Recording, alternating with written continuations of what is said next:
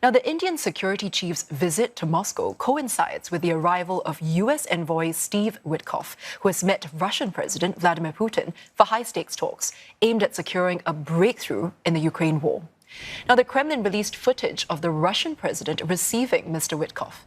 Mr. Witkoff's visit comes just 2 days before US President Donald Trump's deadline for Moscow to halt his Ukraine offensive or face fresh sanctions. The White House has not specified what actions it might take. Mr. Trump had threatened to impose secondary tariffs targeting Russia's top trade partners, including India and China, key buyers of Russian oil. The US president says he will wait for the outcome of the Moscow talks before making a final call. Mr. Witkoff was welcomed earlier today by Russian investment envoy Kirill Dmitriev, a key player in recent Russia-Ukraine peace talks in Istanbul. The visit sparking reaction from Ukrainian President Volodymyr Zelensky, who is urging the US to step up pressure on Moscow. He says it is crucial to strengthen all levers to ensure a ceasefire comes into effect immediately. And for more on this, Dasha Chernyshova joins us live from Moscow. Now, Dasha, what do we know so far about the meeting between US envoy Witkoff and President Putin?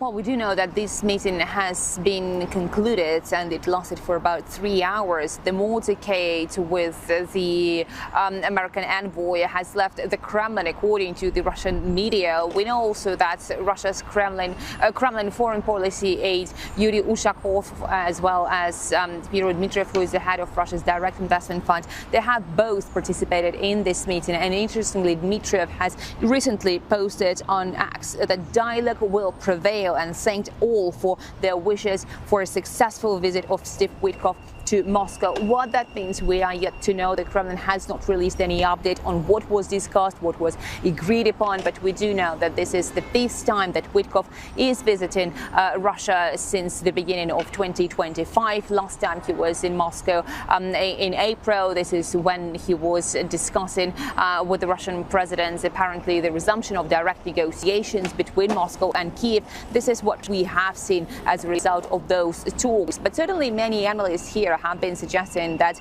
Moscow would be trying to find some sort of concession it could give to the new American administration to avoid the sanctions. And the possible scenario is believed to be the possibility of the air ceasefire, something that Alexander Lukashenko, the president of Belarus, hinted last week. That is the ban on the strikes deep inside the territory of Russia and Ukraine reciprocally.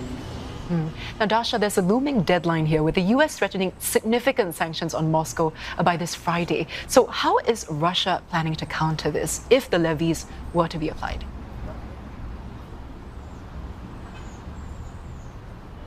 Well, first of all, keep in mind that Moscow has constantly been brushing off any sanctions by the West or any restrictions, suggesting that those sanctions are not doing harm to the Russian economy as much they are doing harm to the economies of the countries that are imposing them. Now, Russia has been saying that its economy has been growing despite those sanctions, that Russia has grown immune to many of those restrictions. But in the meantime, the analysts here have also been suggesting the possibility of Russia offering some sort of discount on its energy exports to the countries that have been buying the Russian energy exports, and that could be the possibility. But obviously we are yet to see whether those tariffs, any sanctions and restrictions would be imposed, because even the American administration is admitting that sanctions are not working to the extent they are being intended to work.